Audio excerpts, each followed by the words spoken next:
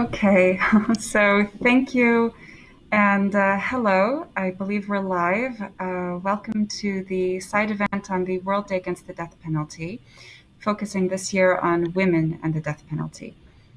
To remind everyone, the World Day Against the Death Penalty is held every 10th of October. And for those of you who may not know me, my name is Bronwyn Dudley, and I'm the program manager at the World Coalition. I've had the pleasure to work on this campaign with the World Day Working Group, which is composed of different World Coalition members. I'm delighted to present our speakers today. There is Laura Douglas from the Cornell Center on the Death Penalty Worldwide, who will be giving an introduction on women in the death penalty. Angela Wandu from Avocats Sans Frontières France, who's located in Abuja, Nigeria, and who has experience in working with women who are sentenced to death and advocacy around this question in Western Africa. And Deborah Milke, who is with Witness to Innocence, who will be speaking to this particular theme from a personal experience. Without further ado, I will pass the floor to Laura to give us the introduction. Hello, everyone. Thank you for taking the time to come to this side event. As you heard, my name is Laura Douglas, and I'm the Associate Director of Research and Training at the Cornell Center on the Death Penalty Worldwide. Today, I'll spend about 10 minutes introducing you to this year's theme, which is women sentenced to death, and talk about the importance of that topic. Lastly, I'll go over some current World Day Toolkit tools for you and how you might be able to use them. The center I work for, in collaboration with other groups like Harm Reduction International, has been working on issues related to the death penalty and gender. In 2018, we released a global report on women under the sentence of death, judged for more than her crime. And we're currently working on, and will soon release, another report specifically on women facing the death penalty for drug crimes. So first, we'd like to explain why it's important to have a focus on women. Women under a sentence of death face a combination of human rights violations, including those arising from gender-based discrimination, and many of those have received very little attention. Most activists and scholars that monitor the implementation of the death penalty, work that is always difficult to see, don't systematically track the situation of women on death row. Women are a small percentage of people who are on death row globally, but they haven't been understood as a distinct category of the death row population, unlike, for example, juveniles. Instead, their situation has often been folded into the masculine default in a very male-dominated criminal justice system where the stakeholders, actors, defendants, and prisoners are overwhelmingly male. We have scattered information, but it's often difficult for us to look at global trends on women because of a lack of data. We hope that introducing a gender analysis will help the whole human rights field compensate for this blind spot. We feel that knowledge gaps about women lead to advocacy gaps about women as well. So when we first published Judge for More Than Her Crime, we found a lot of things that we felt warranted attention. So I want to underline again the significance that women have remained for so long, despite growing sensitization of the human rights field to gender issues, an invisible death row population. Just in and of itself, this speaks volumes about the entrenched nature of the discrimination they suffer, the marginalization of their needs, and the lack of opportunities they've had for change or redress. As I mentioned earlier, women form a small minority on death row, but their invisibility does not stem from their small number. Juveniles on death row are a similarly sized and small group, and their needs and human rights claims have been rightly front and center, and we've recognized that they have specific needs and specific claims that deserve attention. Women have been invisible in part because it's difficult for human rights activists to overcome the dichotomy between women who are often in the role of victims and survivors, and women as offenders as well. Often, women who are offenders are both victim and survivor and an offender. Women on death row have been disproportionately affected by gender-based violence, abuse, and trauma, often in violation of a state's duty to protect women against gender-based violence.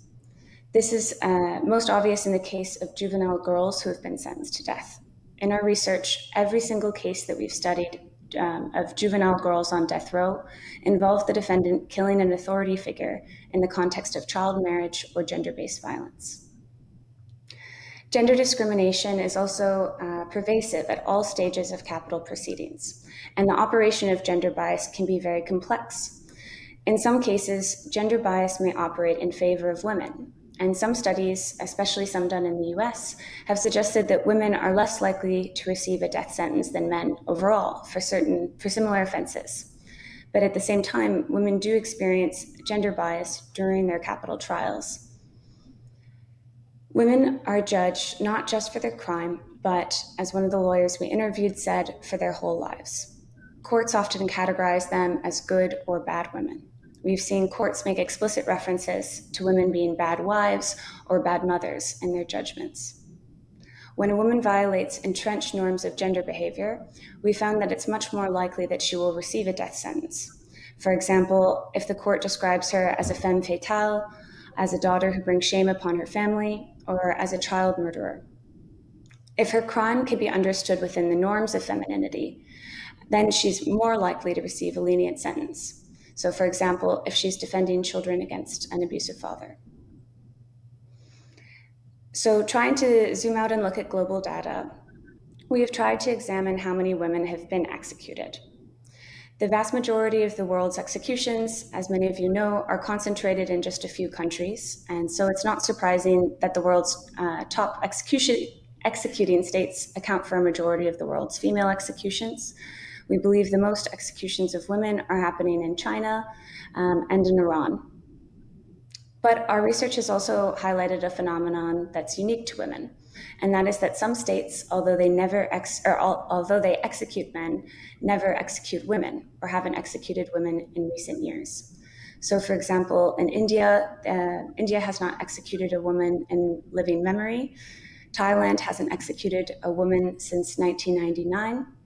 And Pakistan hasn't executed any women since they've resumed executions in 2015, although about 500 executions have taken place total. In these countries, men certainly deserve attention as well, but women sentenced to death face something unique. They are effectively sentenced to a heightened term of life imprisonment. It's heightened by the often harsher detention conditions of death row compared to a general population of prison, and by the mental health repercussions of living under a sentence of death, under a threat of being killed. Some international bodies have found that the mental health repercussions of living under a sentence of death for many years can amount to torture that violates international law. And you can see here the example of how men and women are facing something different, and both need to be given attention. So then, looking at how many women are under a sentence of death around the world, in many countries, the figure is simply not available because no one is keeping track. When we first published Judge for More Than Her Crime, we said at least 500 women were under sentence of death, but quickly, just a year later, as we continued to track these numbers, we increased our estimate to a minimum of 800. We think that this is likely a gross underestimation. Globally, this would represent about 5% of the world's death row population, but looking at this on an average really hides a lot of variation by country. In some countries, like Thailand, women make up about 13% of death row and are a fairly significant proportion of people on death row. And in other countries, by law, women cannot be sentenced to death, for example, in Belarus. Striking patterns emerge from the demographic analysis. In some countries, significantly more women on death row were convicted of nonviolent drug offenses compared to men on death row. And in many countries, women on death row are much more likely to be foreign domestic workers than men on death row. Being foreign nationals can raise specific issues for women as well, who might then struggle more to be able to communicate with their lawyer to understand what's going on at their trial. And lastly, this brings me to another key conclusion of our study, which is that we found mitigating factors stemming from gender-based violence are often not taken into account by courts. Those states have an affirmative duty to protect women against gender-based violence. Capital prosecutions often exacerbate pre-existing inequalities based on gender, class, and other axes of discrimination. So we encourage you to look into this more, especially if you're someone who's had female clients or has access to prisons. As I said, we think knowledge gaps lead to advocacy gaps, and anything we can do as a group to increase our knowledge can then improve how we can advocate for women and this specific population of people on death row. For more information on this year's World Day, you can consult the tools and documentation that the World Coalition's Working Group has been developing. The brochure, for instance, is on the screen now. You can currently find the poster, leaflet, and a mobilization kit to give you ideas for World Day activities. We're also finishing additional documents to inform and support activists regarding this theme, including a detailed fact sheet regarding the international norms on women in the death penalty, a trans person's rights and death penalty briefer, which deals with broader questions of gender and the death penalty. And we're working on a series of how-to tools in collaboration with certain human rights mechanisms and professions on how civil society can raise awareness on this theme. You'll find these tools added onto the World's Coalition World Day page on their website throughout the summer. And Bronwyn may be able to add a link to the materials in the chat as well. Thank you so much. I believe next Angela is presenting on her work in West Africa.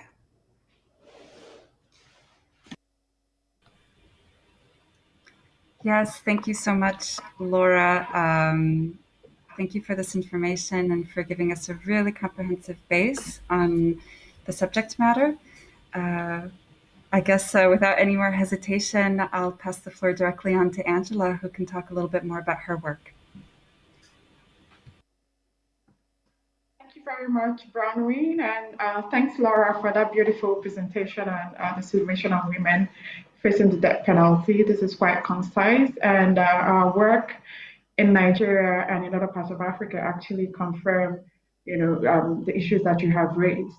And I would also, I'd want to say that I'm proud of the work of the coalition and its members, notably FIACAT and other members of FIACAT, the ACAT, because of the incredible work that they have put in ensuring that the abolition of the death penalty remains firmly in the agenda of the African Commission on Human and People's Rights.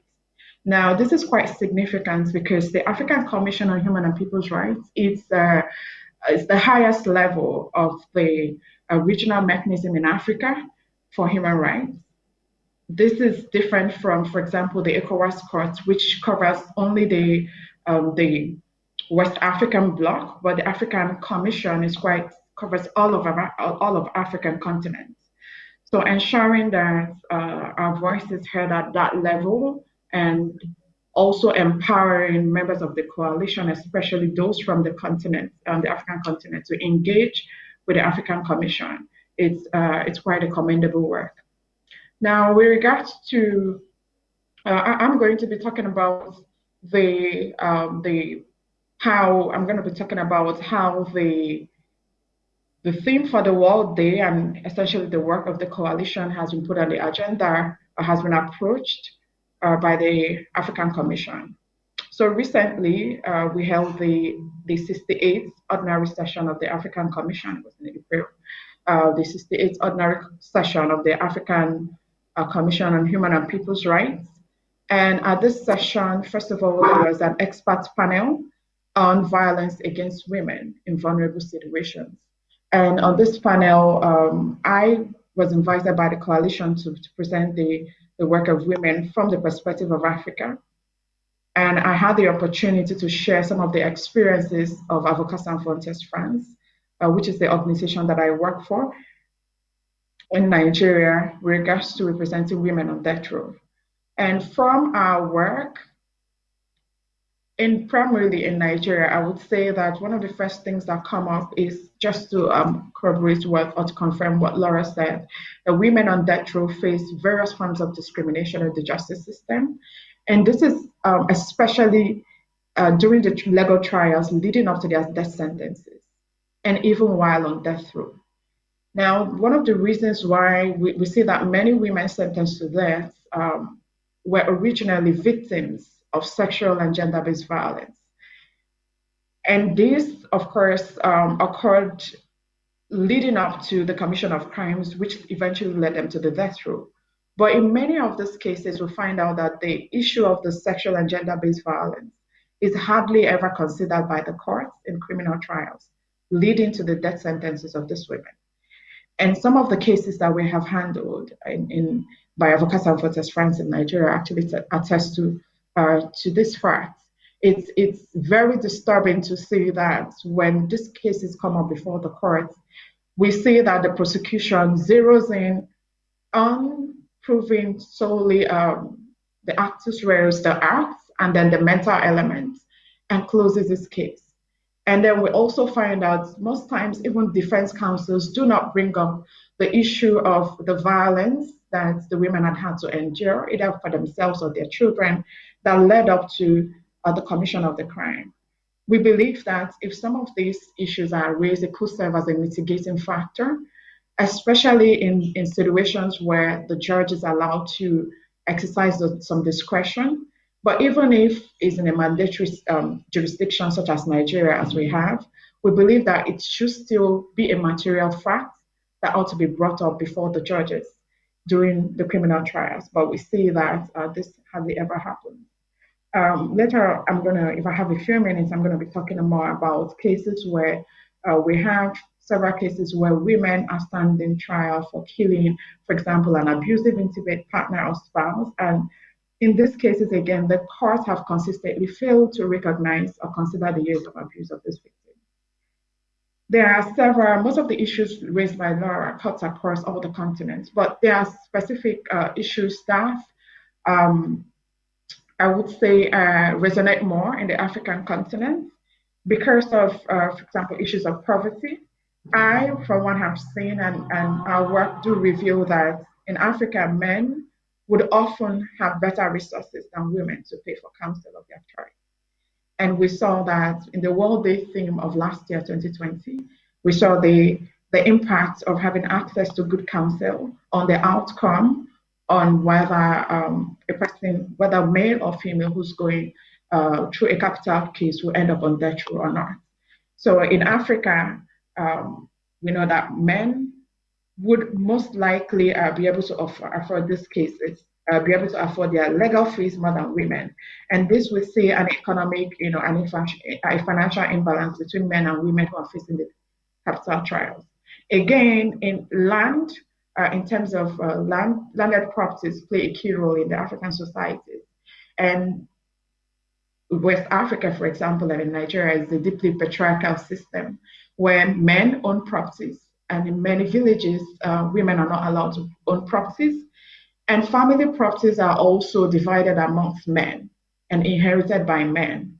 So when you find out that families come up, they have family members who require exorbitant amounts of money to pay, for example, for legal fees, they would often resort to selling their family lands. But in Africa, you find out, particularly in Nigeria, family lands would never be sold to fund the legal fees of a woman because inherently women are still not to own property.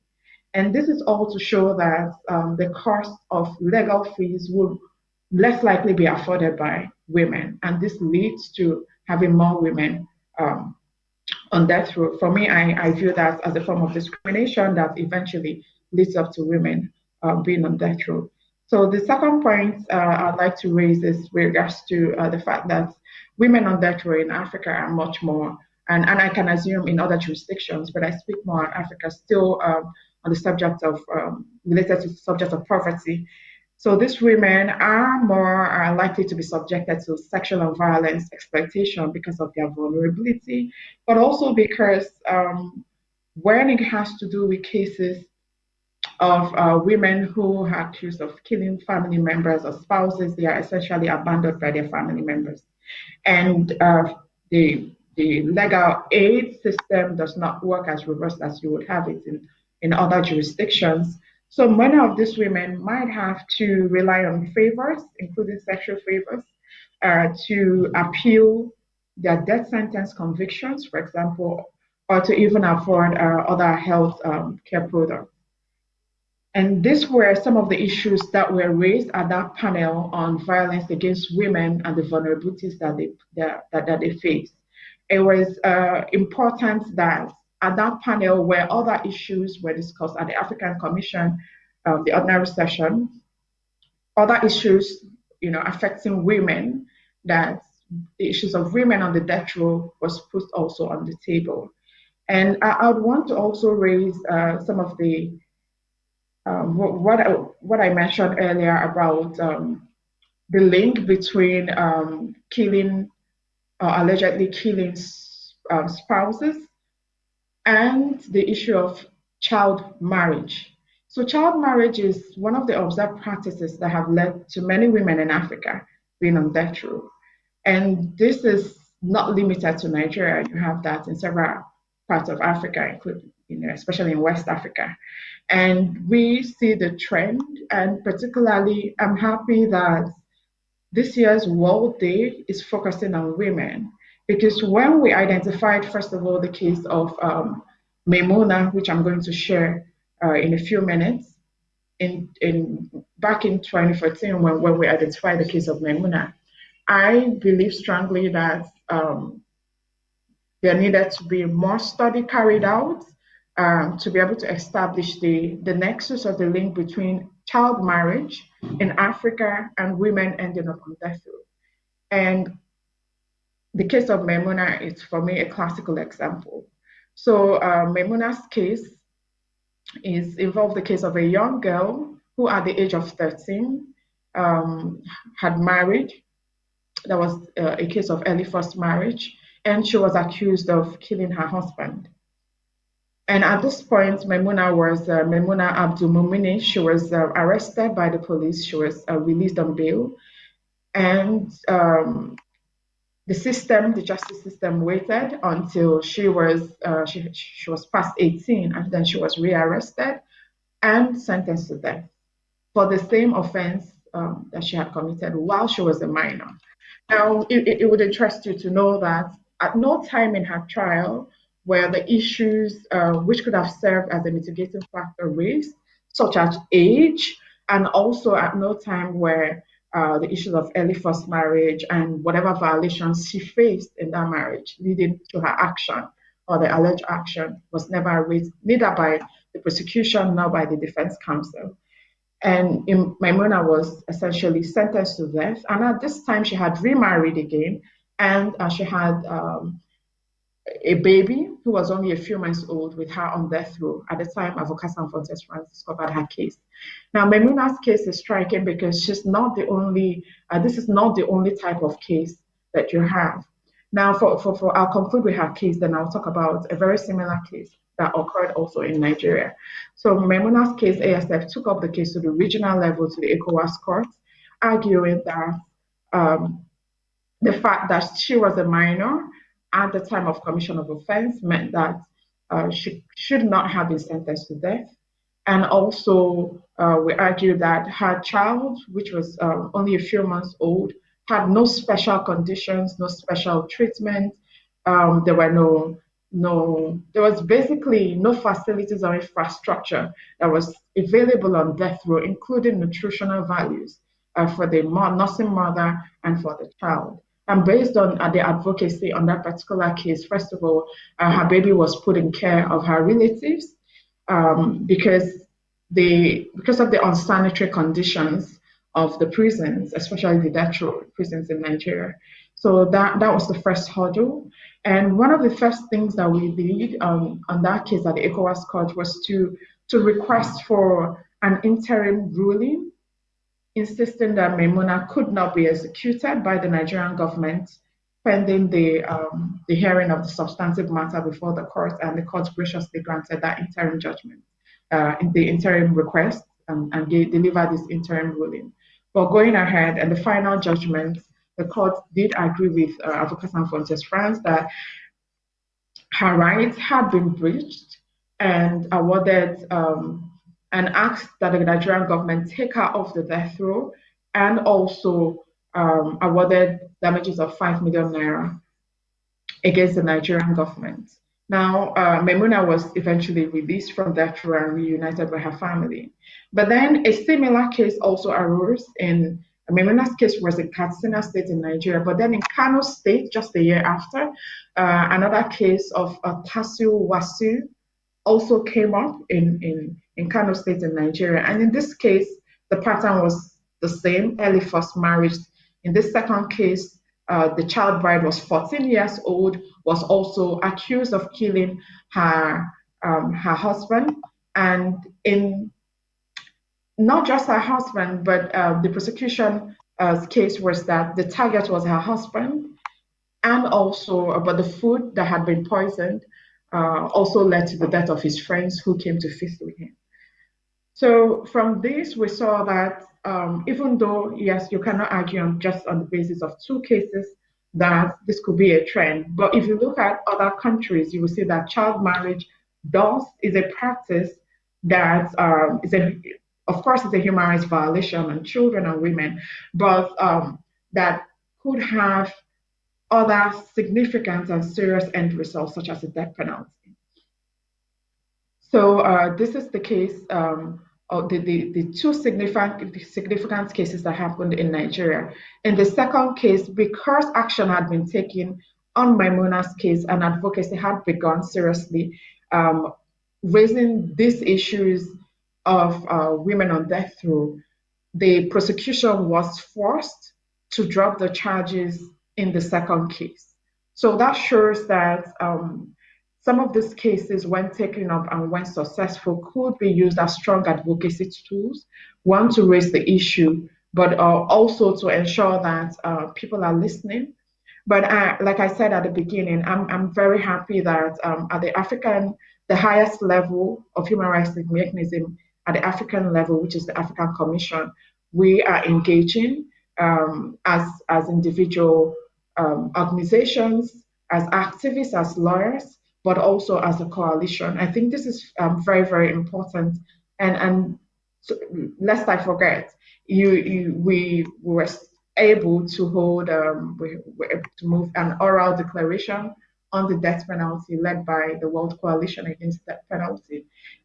Also at that session, which called for the adoption of the protocol to the African Charter on human and people's rights on the abolition of the death penalty in Africa. This, for me, are significant tools that across the African region that would be very important tools for advocacy, especially in countries that continue to retain the death penalty in Africa and those that continue to carry out executions. For us in Nigeria, one of the key challenges we have with regards to representing women on death row, it's really the mandatory nature of the death penalty. It's not peculiar to women because it's the same for men also. But we argue that women face much more significant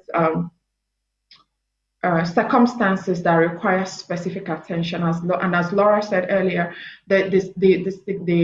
the fact that they are minimum in terms of number in comparison with men on death row does not mean that that is not the only thing that leads to their insignificance, but the fact that the justice system has failed to acknowledge the specific situation of women on death row, and also to continue to ensure that those circumstances are addressed. So I thank the coalition and its members who are working with the African Commission, and I hope that this sort of collaboration will continue and will continue to give voice at the highest level and move forward the agenda for the abolition, but also to highlight the importance of giving specific voice to women on death row, including appeals for them, knowing that they are much more disadvantaged at handling their appeals, affording legal fees, which is quite important and ultimately leads to very important and significant outcomes. Thank you very much, Ron. I'll be stopping here. Thank you so much, Angela. I really appreciate the kind of the regional snapshot that you were able to give us, and also highlight very specific discriminations of the region as well. So that's very enlightening. I guess I would like to and have the pleasure to pass it to our next speaker, Deborah, who's with Witness to Innocence. Deborah, go ahead. You have the floor. Thank you, Bronwyn. Thank you for inviting me to be here today to speak about my experience of being on death row. My name is Deborah Milkey, and I'm from the state of Arizona in the United States.